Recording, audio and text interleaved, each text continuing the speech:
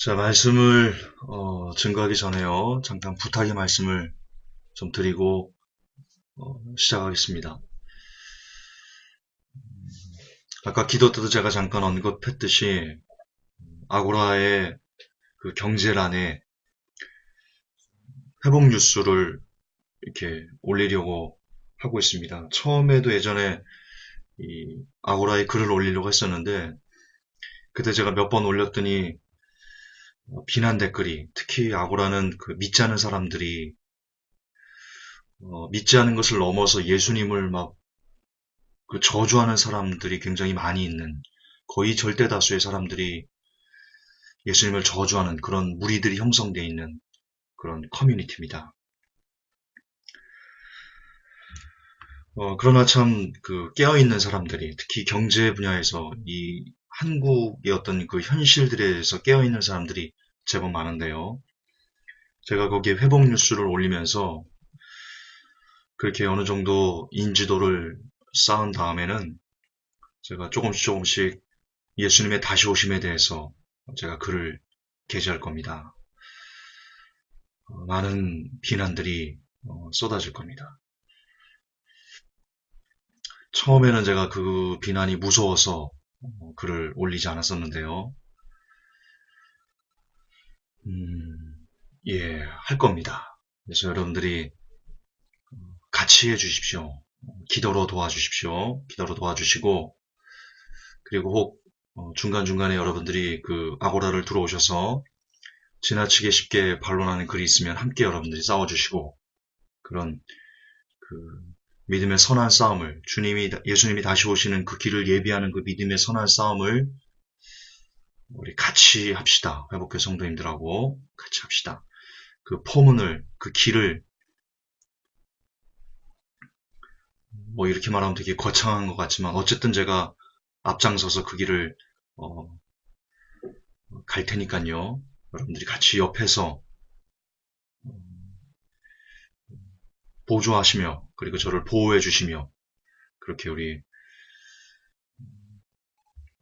온전한 코이노니아 연합을 이뤄서 우리 주를 위해 마지막을 달려가 봅시다. 자, 마태복음 강의 55탄,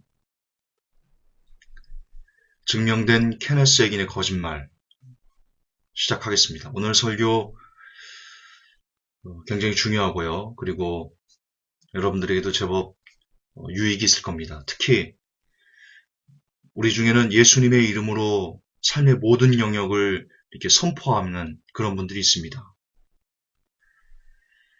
그것이 절대로 성경적이지 않다는 것을 여러분들이 알 수 있을 겁니다. 그러면 무엇이 그러면 예수님의 이름으로 우리가 어떤 하는 일에 대해서 무엇이 성경적인 것인가? 제가 그것도 여러분들에게 성경을 근거로 답을 드리겠습니다. 함께 시작하겠습니다. 오늘의 본문입니다. 마태복음 8장 14절 15절 함께 읽겠습니다. 예수님께서 베드로의 집에 들어가사 그 아내의 어머니가 열병으로 앓아누운 것을 보시고 그녀의 손에 손을 대시니 열병이 그녀에게서 떠나고 그녀가 일어나 그들을 섬기더라. 자, 여러분 이 본문 마태복음 8장 14절 15절만 보았을 때 베드로가 혹은 베드로의 장모가 예수님의 이름으로 자신의 열병을 꾸짖든가요? 그래서 떠나보내든가요? 베드로가 나사렛 예수 그리스도의 이름으로 명하니 장모님에게는 그 열병이 떠나갈지어다 이랬는가요? 그래서 열병이 떠나갔나요? 아닌 거 아시죠? 예수님께서 들어가셔서 베드로의 장모께서 열병을 앓아 고통하는 것을 보시고 그게 불쌍하셔서 그분께서 직접 그분의 의지를 가지고 베드로의 장모의 열병을 고쳐주셨습니다. 자, 그런데요. 케네스 액인의 책 중에요. 이런 내용이 나옵니다. 케네스 액인과 예수님께서 대화를 하던 중이랍니다. 환상으로 케네스 에긴이 기도하다 환상이 열렸어요. 그래서 예수님께서 나타나셔가지고 케네스 에긴과 이렇게 대화를 하는 겁니다. 대화를 하던 중에 귀신이 원숭이 형상으로 나타나가지고는요, 막 짝짝짝짝 그러면서 막 시끄럽게 했더랍니다. 그러자 케네스 에긴이 도저히 그것을 견디지 못해서 그 원숭이 귀신에게, 원숭이 형상을 한 그 귀신에게 나사렛 예수 그리스도 이름으로 명하니 잠잠할지어다 이랬답니다. 그렇게 명령했답니다. 그렇게 선포했답니다. 그랬더니 귀신이 잠잠하게 있었다. 그래서 예수님과 대화를 편하게 할 수 있었다. 직접 그의 책이 이렇게 나옵니다. 제가 번영신학을 고발한다 케네스 에긴 편에서 벌써 2년 전일 겁니다. 그게 제가 그 책의 내용을 그대로 읽어드리면서 여러분들에게 이렇게 밝혀드린 적이 있습니다. 그때 예수님께서 흑인에게 아주 놀라운 이야기를 해줬다고 케네스 에긴은 자신의 책에서 당당하게 써놨는데요. 뭐라고 했냐면요. 예수님께서 뭐라고 하셨냐면요.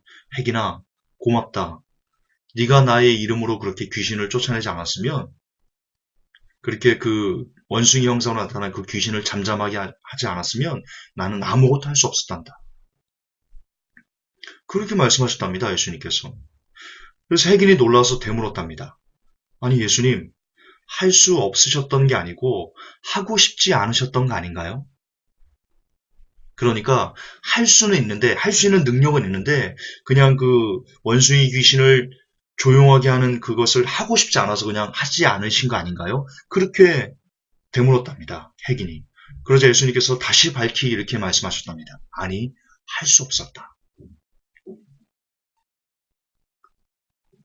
그러면서 흑인이 이런 식으로 몰아갑니다. 믿음으로 선포하는 것, 예수 그리스도의 이름으로 그것으로 어떤 현상들이 선포하는 것이 얼마나 중요한지 깨달았다. 독자들도 예수님의 이름으로 선포하는, 그 믿음에 선포하는 일을 열심히 해야 된다. 그렇게 설파했습니다. 그 책에서. 그러나 여러분, 오늘 본문을 보셨듯이 케네스 에긴이 천하의 거짓말 사기꾼이라는 것은요, 명백하게 증명됩니다. 아까도 서두에 말씀드렸지만 예수님께서 베드로의 집에 가셔서 장모가 열병으로 아파하시는 것을 보시고는 그녀에게 먼저 손을 대시고 병을 고쳐주셨습니다. 베드로가 장모님의 열병을 예수님의 이름으로 꾸짖었나요? 그래서 고쳤나요? 아니면 장모 스스로 예수님의 이름으로 열병을 꾸짖어가지고 병을 치유했나요? 아닙니다. 아닙니다. 성경 보십시오. 흑인 말 듣지 말고요. 인간의 말 듣지 말고 성경을 보세요. 성도 여러분. 성경은 그냥 예수님께서 불쌍히 여기셔서 베드로의 장모를 고쳐주셨다. 그렇습니다. 예수님은 기적을 행하심에 있어 그 누구의 도움도 필요로 하지 않습니다.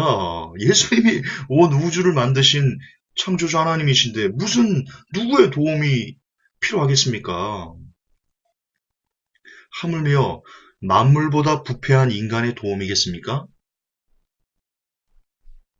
그럼요. 그렇다면 흑인이 만난 예수님은 과연 예수님일까요? 아닙니다. 흑인이 환상 가운데 맞닥뜨린 그 예수님은요, 예수님의 모습을 가장한 루시퍼입니다. 정확하게 그렇습니다. 목에 칼이 들어와도 그는 루시퍼입니다. 너무나 성경적이지 않기 때문입니다. 예수님이. 그러므로 자 이제 중요합니다. 흑인이 환상 가운데 만난 그 예수님, 그리고 그 예수님이 예수님의 모습을 가장한 루시퍼라면, 그렇다면 흑인이 강조한 그 사건 이후에 흑인이 뭘 강조합니까? 예수님의 이름으로 문제에 대해서 명령하는 그것이 믿음이다. 굉장히 좋은 믿음이다. 믿음의 비밀이다. 그런 식으로 흑인이 강조하는데요. 또한 조용기 할아버지 역시 말에는 창조력이 있다. 그렇게 선포해야지 현상으로 나타난다라고 말하는데요. 케네스 흑인의 영향을 받은 거거든요. 조용기 할아버지께서. 및 수많은 신사도 목사들이 말하는 뭐든지 예수의 이름으로 선포해서 질병도 쫓고 걱정도 쫓고 삶의 모든 분야를 형통하게 하라는 주장은 대단히 위험한 아주 성경적으로 위험한 사기 치는 거다. 사기다. 우리가 그렇게 말할 수 있습니다.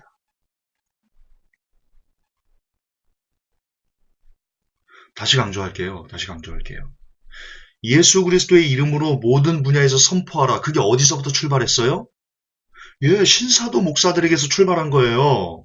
케네색인 그 앞전에 윌리엄 캐넌 에세? 예, 제가 번영신학을 고발한다 할 때 말씀드렸죠. 이게 모두 다 번영신학자 그리고 신사도들이 나타나면서 예수님의 이름으로 삶의 모든 분야를 명령해서 문제를 해결해 라는 개념이 나왔다니까요. 그 전에 번영신학자들이 나오기 전에 신사도들이 나오기 전에 모든 삶의 분야에 예수님의 이름으로 명령해서 뭔가를 해결하는 이런 그 것들이 있었냐? 없었다니까요. 성경엔 그런 게 나오지 않고요, 또한. 그러므로 지금 여러분들 우리 회복교 성도 중에도 그런 분이 계셨어요. 제가 뭐라고 막 그랬는데요. 나무를 했는데요. 야단쳤는데요. 아마 지금도 그걸 하고 계실지도 모르겠는데 기타 너무나 많은 분들이 삶의 모든 영역에서 예수 이름으로 다 뭔가를 이렇게 해결하려는 그런 움직임들을 보이고 있습니다. 아마 이 설교를 듣는 분들 중에도 뜨끔하는 사람이 있을 겁니다. 여러분 당장 그만두십시오. 당장. 제가 그 이유를 2가지에 걸쳐서 밝혀드릴 겁니다. 그거 굉장히 위험한 짓입니다. 혹자들은 아니 김전사 예수님의 이름으로 내 삶의 모든 분야를 형통케 만드는 것이 왜 문제야? 내가 지금 즐기는 죄악들 예수님의 이름으로 쫓아내가지고 죄 안 짓게 하려고 그런 몸부림치는 거 그게 왜 문제야? 이런 식으로 의아하고 또 심히 불쾌하게 생각하시는 그런 분들이 있음을 압니다. 이제 제가 그 이유를 말씀드리겠습니다. 2가지 이유가 있습니다. 큰 2가지 이유가 있습니다. 먼저는 첫 번째, 성경적으로 옳지 않습니다. 삶의 모든 분야를 예수의 이름으로 선포하라고? 여러분 이 삶의 모든 분야에 예수님의 이름으로 선포하라. 믿음의 선포를 하라. 그게 자기들은 그 번영신학자들 그리고 신사도들은 이게 성경에 기초한다 라고 얘기합니다. 그러면서 들이대는 구절이 골로새서 3장 17절입니다. 또 무엇을 하든지 말에나 일에나 다 주 예수의 이름으로 하고 그를 힘입어 하나님 아버지께 감사하라. 자, 김준사 여기 있잖아. 무엇을 하든지 말에나 일에나 다 주 예수의 이름으로 하라고 돼 있잖아. 주 예수 이름을 말하라고 돼 있잖아. 주 예수 이름을 선포하라고 돼 있잖아. 너 무슨 소리 하는 거야, 김준사? 성경에 버젓이 있는데 과연 그럴까요? 골로새서 3장 전체를 보여드릴게요. 여러분이 틀렸습니다. 보여드릴게요. 3장 1절. 그러므로 너희가 그리스도와 함께 다시 살리심을 받았으면 위의 것을 찾으라. 거기는 그리스도께서 하나님 우편에 앉아 계시느니라. 위의 것 생각하고 땅의 것 생각하지 말라. 이는 너희가 죽었고 너희 생명이 그리스도와 함께 하나님 안에 감추어 있음이니라. 그러므로 땅에 있는 지체를 죽이라. 곧 음란과 부정과 사욕과 악한 정욕과 탐심이니 탐심은 우상 숭배니라. 이거 다 중요합니다. 이것들을 인하여 하나님의 진노가 임하느니라. 너희도 전에 그 가운데 살 때는 그 가운데 생활했으나 이제는 너희가 이 모든 것을 벗어버리라. 곧 분과 악의와 회방과 너희 입에 부끄러운 말이라. 너희가 서로 거짓말을 말라 옛사람과 그 행위를 벗어버리고 새 사람을 입었으니 자기를 창조하신 자의 형상을 쫓아 지식에까지 새롭게 하심을 받는 자니라. 너희는 하나님의 택하신 거룩하고 사랑하신 자처럼 긍휼과 자비와 겸손과 온유와 오래 참음을 옷 입고 누가 네게 혐의가 있거든 서로 용납하여 피차 용서하되 주께서 너희를 용서하신 것과 같이 너희도 그리하고 이 모든 것 위에 사랑을 더하라. 이는 온전하기 매는 띠니라. 여러분 이거 다 지금 예수의 이름으로 하라는 것에 대한 사도 바울의 어떤 그 가르침들입니다. 지금 골로새 3장 17절은요. 주 예수의 이름으로 하라. 이 한 절만 그런 게 아니고요. 지금 앞절에 1절부터 지금 16절 끝까지 계속해서 주 예수의 이름으로 하라는 것이 무엇인지 계속 설명하고 있는 겁니다. 이 모든 것 위에 사랑을 더하라. 이는 온전하게 매는 띠니라. 그리스도의 평강이 너희 마음을 주장하게 하라. 평강을 위하여 너희가 한 몸으로 부르심을 받았나니 또한 너희는 감사하는 자가 되라. 그리스도의 말씀이 너희 속에 풍성히 거하여 모든 지혜로 피차 가르치며 권면하며 시와 찬미와 신령한 노래를 부르며 마음의 감사함으로 하나님을 찬양하고 이 모든 것들이 다 뭐냐? 주 예수의 이름으로 무엇을 하든지 말에나 일에나 다 주 예수의 이름으로 하는 것이다. 예, 주 예수의 이름으로 하는 게 뭡니까? 국률을 갖는 사람이 되는 거, 자비로운 사람이 되는 거, 겸손한 사람이 되는 거, 온유한 사람이 되는 거, 오래 참음을 옷 입는 사람이 되는 거, 네가 혐의가 있거든 서로 용납하고 피차 용서하는 사람이 되는 거, 주께서 너희를 용서하신 것 같이 너희도 그리 하는 사람이 되는 것, 이 모든 것 위에 사랑을 더하는 사람, 그런 사람, 그렇게 살아가는 사람들이 다 뭐냐? 주 예수의 이름으로 하는 사람들. 그 뜻입니다. 그리고 이게 나오는 겁니다. 이렇게 고린도서 1장 1절부터 16절까지 쭉 해서 어떤 사람이 돼야 된다라고 말하고는요. 17절에 그 모든 것이 바울이 말했던 그렇게 정결하게 거룩하게 깨끗하게 사람을 용서하고 희생하는 그런 삶을 사는 것이 다 뭐냐? 무엇을 하든지 말에나 일에나 다 주 예수의 이름으로 하는 사람이다.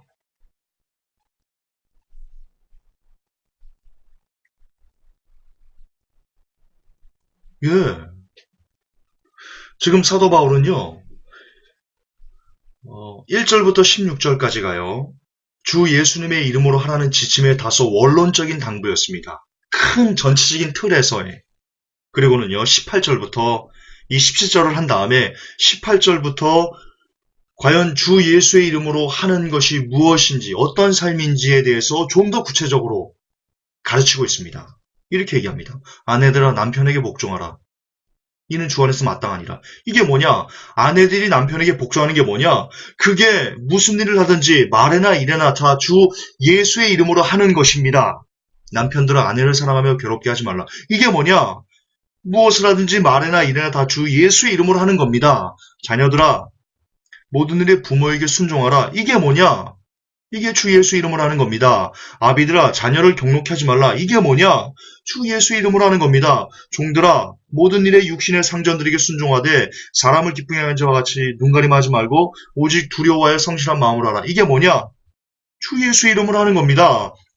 무슨 일을 하든지 마음을 다하여 주께 하듯 하고 사람에게 하듯 하지 말라. 할렐루야. 여기 정확하게 정의가 나옵니다. 아까 위에서 무엇을 하든지 말에나 일에나 다 주 예수의 이름으로 하라 이렇게 돼 있죠. 고린도서 1장 23절에 그게 무엇인지 정의하고 있습니다. 무슨 일을 하든지 마음을 다하여 주께 하듯 하고 사람에게 하듯 하지 않는 것 그게 뭡니까? 무엇을 하든지 말에나 일에나 다 주 예수의 이름으로 하면서 하나님 아버지께 감사하는 사람이 되는 겁니다. 그렇습니다. 무엇을 하든지 무슨 일을 하든지 마음을 다하여 주께 하는 것 그것이 바로 주 예수의 이름으로 하라 라고 말했던 그 뜻의 본질입니다. 다시 말해서 무슨 일을 하든 주의 이름으로 하라는 뜻은 여러분의 삶의 모든 영역에 주 예수님의 이름을 선포해서 형통이나 기타 다른 어떤 유익을 얻으라는 뜻이 아니라 그런 뜻은 전혀 없고요. 주 예수의 이름으로 하라는 뜻은 모든 사람을 대함에 있어 참으로 정성을 다해 예수님을 섬기듯 그렇게 사람을 섬기는 즉 이웃사랑을 실천하는 삶을 구체적으로 살아내라는 뜻입니다. 그게 무엇을 하든지 주의 이름으로 하고의 그 구절이 갖고 있는 진짜 의미입니다. 따라서 해당 구절을 근거로 삶의 모든 영역에서 예수님의 이름으로 선포하면서 살아라? 그것은 성경적이지 않다라는 것을 정말 증명해드리고 싶습니다. 그게 첫 번째 이유입니다. 여러분의 삶에서 그냥 시시때때로 그냥 뭐든지 다 예수의 이름으로 이렇게 명예 사는 그것들이 잘못됐다라는 것, 성경적인 첫 번째 이유고요. 두 번째 이유는 다음과 같습니다. 여러분 삶의 모든 분야를 예수님의 선포하라 라고 하면 여러분들은 현재 여러분의 삶의 문제들에 대해서 선포하는 일을 주로 할 겁니다. 당장 여러분들에게 병마가 찾아왔습니다. 여러분이 건강했습니다. 건강했어요. 감기가 들었어요. 감기가 들어서 몸이 많이 아파요. 근데 그런 사람들은 평소에 삶의 모든 분야를 예수님의 이름으로 선포하는 그런 가르침을 받아서 그렇게 살아왔던 사람들은요, 병마가 걸리면 걸리자마자 갑니다. 예수의 명하니 병마 떠나갈지어다, 감기 떠나갈지어다, 혹 삶에서 어떤 그 문제가 닥치면요, 그 문제에 대해서 예수 이름으로 명하니 문제는 떠나갈지어다. 가난하면요, 가난은 떠나갈지어다. 등등. 지금 당장 여러분들에게 닥치는 어떤 그 현실의 문제에 집중해서 예수님의 이름을 사용할 겁니다. 물론, 여러분은 올가맨 죄악들, 그것들을 예수님의 이름으로 선포해서 그 죄악들을 끊는 것, 그것조차 나쁘다라고 말하는 건 아닙니다. 우리 죄를 이길 수 있는 권세는 예수님의 이름밖에 없다라고 성경에 기록되어 있기 때문에요. 예수님의 이름을 힘입어 예수님 도와주세요. 이 죄를 끊게 해주세요. 그렇게 말하는 것조차 나쁘다고 말하는 거 아닙니다. 그러나 여러분 가량비에 옷이 젖는 겁니다. 계속 여러분의 삶에서 그냥 별것도 아닌 일까지 모두 다 예수님의 이름으로 선포하는 그런 삶에 이렇게 젖어버리면요. 그냥 어느덧 예수님의 이름을요. 여러분의 문제를 해결하는 도구? 예. 그 이상도 그 이하도 아닌 굉장히 낮은 수준에 거하는 그런 모습을 여러분들이 발견하게 될 겁니다. 스스로. 그게 무서운 겁니다. 저는 그걸 얘기하는 겁니다. 하나님의 이름을 망령되이 여기지 말라고 그랬습니다. 존귀 여길 줄 알아야 됩니다. 하나님을 존귀 여길 줄 알아야 됩니다. 예수님을 존귀 여길 줄 알아야 됩니다. 그러나 지금 우리는 그리고 신사들과 번영신학자들이 가르치는 우리 조용기 할아버지께서 가르치는 예수님의 이름의 선포는 예수님을 이용해라. 여러분의 삶이 여러 가지 문제들을 해결하는데 예수님을 가져다 써라. 지금 그렇게 가르치고 있는 것이 현실이지 않습니까? 부인 못하지 않습니까, 여러분들도? 성경은요, 인간이 하나님의 뜻을 물어가며 살아야 된다고 가르치고 있습니다. 물론 하나님의 뜻을 묻는다는 것이 어떤 하나님의 음성을 들어야 된다, 잠잠히 하나님 말씀에서 이런 걸 얘기하는 게 아닙니다. 하나님의 뜻을 물으며 산다는 것은요, 매일 말씀을 묵상하면서 말씀 안에 하나님의 뜻이 다 담겨 있거든요. 지금 이 시대, 지금 당장 나를 향한 하나님의 뜻이 말씀에 다 담겨 있어요. 저는 어떤 그 영적인 하나님의 음성을 들으라고 여러분들이 강요하는 게 아니에요. 저는 오히려 그게 별로 이롭지 않다라고 생각해요, 영적.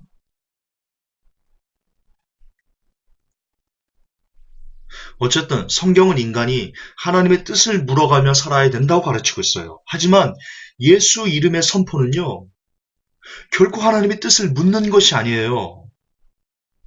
예수님의 이름으로 사사건건 선포하면서 사는 삶이 길어지면 길어질수록 그는 점점 하나님의 뜻을 묵상하는 삶에서 멀어져서요, 뭐든지 자기 뜻대로, 자기 유익대로 예수님의 이름을 선포하는, 마치 예수님을 자신의 노예처럼 부리는 그런 삶으로까지 이어질 공산이 대단히 커요. 대단히 커요. 자기도 모른 채 그렇게 변질되어 버려요.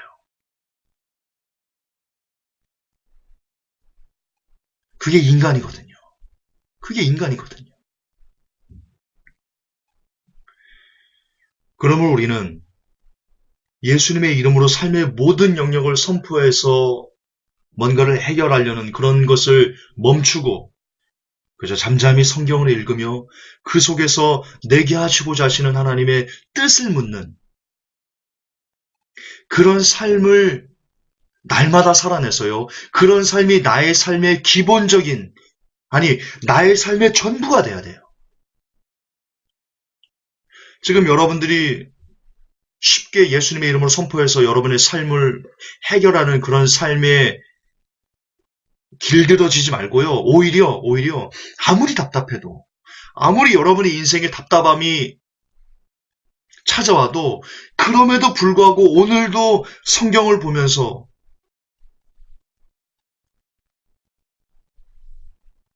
그 안에서 굉장히 멀리 돌아가는 것 같지만 그 안에서 하나님의 뜻을 지금 내게 이렇게 닥친 이 권고에 대해서 나를 돌아볼 수 있는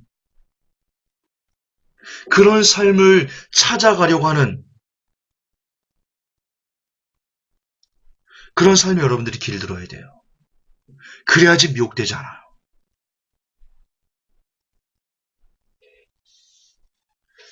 아무리 급하다고요. 바늘 허리에 실을 꿰어서는요. 바느질이 안 돼요. 지금 여러분의 인생에 어려움이 닥쳐서 그것을 예수님의 이름으로 선포해가지고 막 다 해결하려고 하는 것들은요. 바늘 허리에 실을 꿰어서 바느질을 하려고 하는 뭔가를 쉽게 해결하려고 하는요. 대단히 악수예요. 여러분 성경은요. 쉽게 얻은 것은 쉽게 잃어버린다라고 되어 있어요. 결코 예수님의 이름으로 뭔가를 선포해서 여러분의 문제를 쉽게 해결하려고 하는 것은요. 절대로 여러분들에게 복이 되지 않아요. 그러나 그 모진 어떤 그 여러 가지 삶의 문제와 괴로움과 고통 가운데서도 이 안에서도 하나님께서 내게 어떤 뜻이 있지?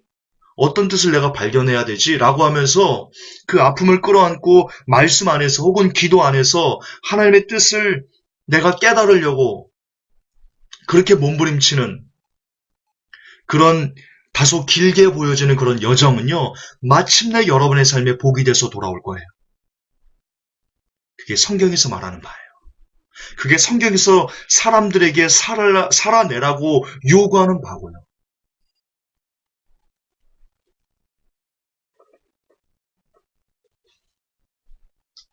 신사도를 버리셔야 돼요. 번영신학을 버리셔야 돼요. 여러분 모든 삶의 영역에서 예수님의 이름으로 선포하는 그런 것들을요. 버리셔야 돼요. 그건 성경적으로 맞지 않고요. 그리고 영적으로도 대단히 위험할 수 있는 아주 위험할 수 있는 이익보다는 실이 훨씬 더 많은 그런 위험한 길이다. 잊으시면 안 될 겁니다. 우리가 살 길은요. 겸손뿐입니다. 감히 인간이 신이 되려고 해서는 안 됩니다. 성경에 내가 너희를 신이라 하지 않았냐? 말씀을 맡은 자를 신이라 하지 않았냐? 여러분 그 뜻이 하나님이 우리를 신이라고 말한 게 아닙니다. 그건 나중에 제가 해석해 드리겠습니다. 그거 책망하는 겁니다. 유대인들. 바리새인들 서기관들을 책망하는 말입니다. 감히 인간이 신이 되려고 하지 마십시오. 그런데 여러분 아십니까? 여러분의 삶의 모든 영역에 예수님의 이름으로 선포해서 문제를 해결하겠다는 것이 영적으로 신이 되겠다는 소리와 똑같은 대단히 위험한, 대단히 교만한 생각이라는 거 혹 아십니까?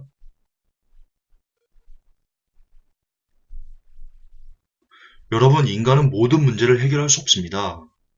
그리고 인간의 모든 삶이 인간의 뜻대로 되지 않습니다. 여러분 뜻대로 되지 않습니다. 그것을 인정해야 됩니다. 아, 인생은 내 뜻대로 되는 것이 아니야. 사람의 원대로 되는 것이 아니야. 인생은 하나님의 원대로 되는 것이야. 라는 것을 인정하는 거. 여러분, 우리의 삶에 대단히 중요합니다. 대단히.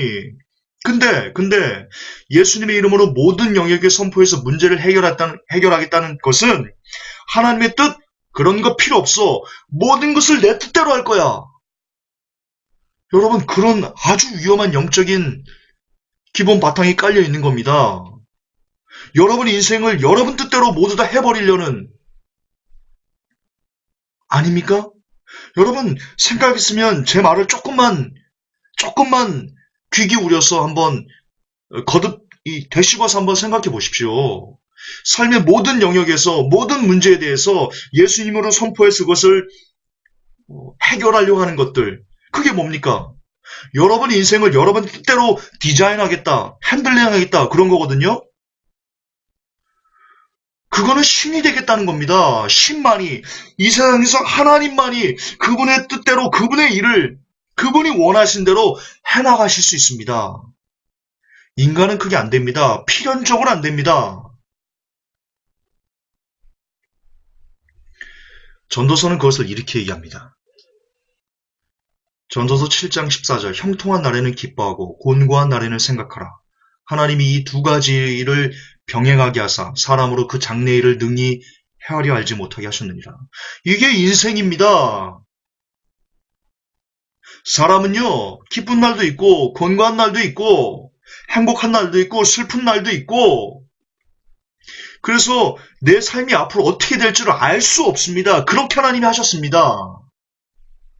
그게 인생이라고, 이게 창조의 법칙입니다. 그런데 예수님의 이름으로 삶의 모든 영역을 선포해서 문제를 해결하겠다는 것은요, 매일 내 삶의 형통한 날만 만들겠다, 매일 기뻐하는 날만 만들겠다라는 것과 같습니다. 그것은 창조의 법칙을 위배하는 겁니다. 인생은 그렇게 될 수가 없습니다. 인생은 절대로 그렇게 될 수가 없습니다. 지금 계 중에는 회복교회 성도님 중에는 연세가 많으신 분도 계실 겁니다. 한번 생각해 보십시오. 항상 기쁜 날만 있더이까? 항상 그렇다고 곤고한 날만 있더이까? 이 두 가지가 항상 병행하게 됩니다. 그게 창조의 법칙입니다. 이것을 위배하며 살 수는 없습니다. 이것을 위배하는 사람은요, 하나님보다 위에 있는 사람이 되는 겁니다. 자기가 하나님을 밀어내고 자기가 신이 되는, 다시 말해서 루시퍼의 사상이 바로 예수의 이름으로 모든 삶의 영역을 선포해서 모든 문제를 해결해서 항상 기쁜 날만 존재하게, 그건 루시퍼가 하는 말입니다. 인간이기를 포기하라는 겁니다. 하나님을 대적하라는 겁니다. 그렇게 위험한 영적인 의미가 그 안에 담겨 있습니다. 조용기 할아버지는요, 성도들에게 하나님을 대적하라고 가르치고 있는 겁니다. 그래서 제가 4차원의 영성을 쓰레기라고 말하는 겁니다. 인생에는 늘 기쁨도 있고 그리고 곤고도 있습니다. 그렇게 만드신 분은 하나님이십니다. 왜냐면 인생에는 기쁨과 곤고가 상호 공존해야, 그래야 인간 본연의 자리를 벗어나지 않고 늘 겸손히 하나님을 향해 끝까지 갈 수 있기 때문입니다.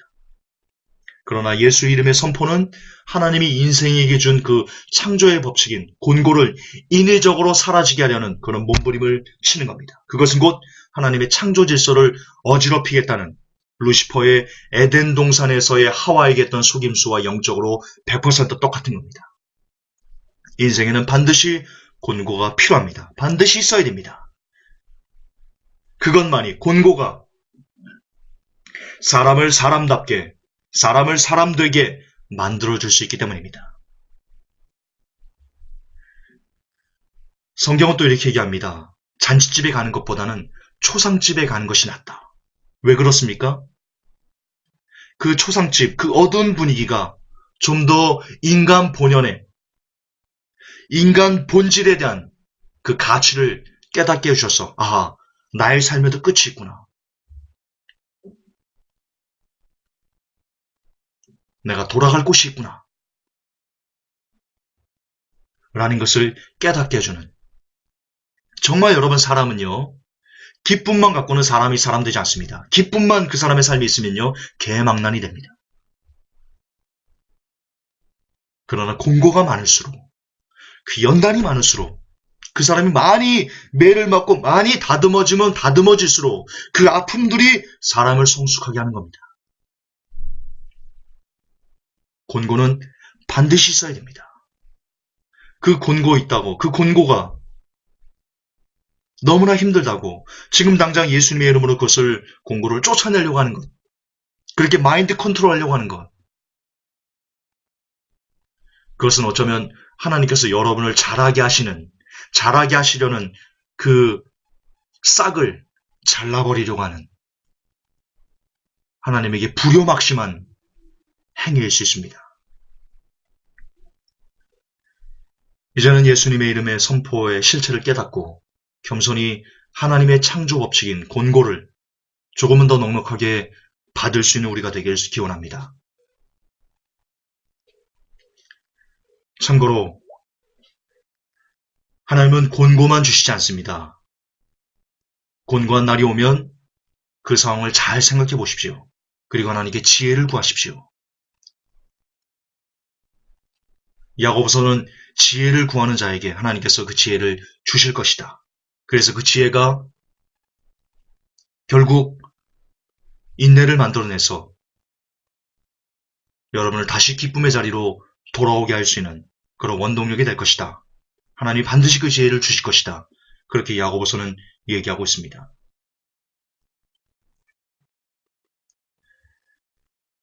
우리가 사는 이 땅은 이 두 가지 곤고와 기쁨이 항상 반복해서 항상 이것이 롤링되게 그렇게 평생을 그렇게 사는 겁니다.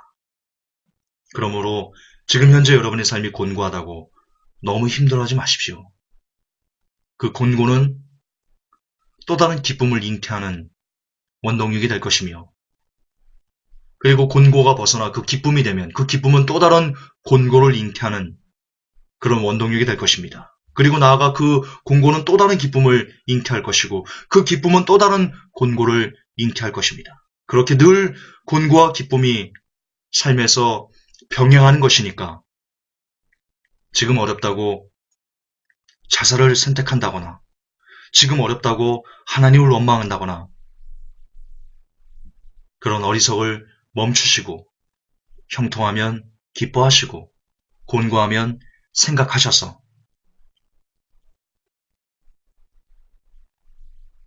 그렇게 늘 하나님 중심으로만 하나님의 뜻만 구하면서 남은 때를 살아가는 제가 그리고 성도 여러분이 되셨으면 좋겠습니다. 하나님 아버지, 오늘 케네스 액인과 조영기 할아버지, 기타 번영신학과 신사도들이 성도들에게 어떤 독국물을 먹였는지 우리가 상고하였습니다. 이제는 내 인생을 내 마음대로 내 뜻대로 핸들링하려는 그런 여러 가지 악한 행위들을 멈추게 도와주시고 그저 기쁘면 기쁜 대로 슬프면 슬픈 대로 그렇게 슬픔을 놓아줄 줄 알고 기쁨을 놓아줄 줄 아는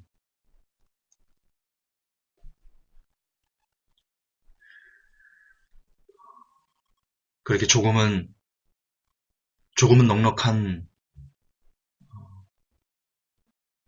삶을 우리가 하나님 앞에 살아낼 수 있는 그렇게 조금은 영적으로 여유로운 삶을 하나님 앞에 살아낼 수 있는 우리가 되게 도와주옵소서. 예수님의 이름으로 기도하옵나이다.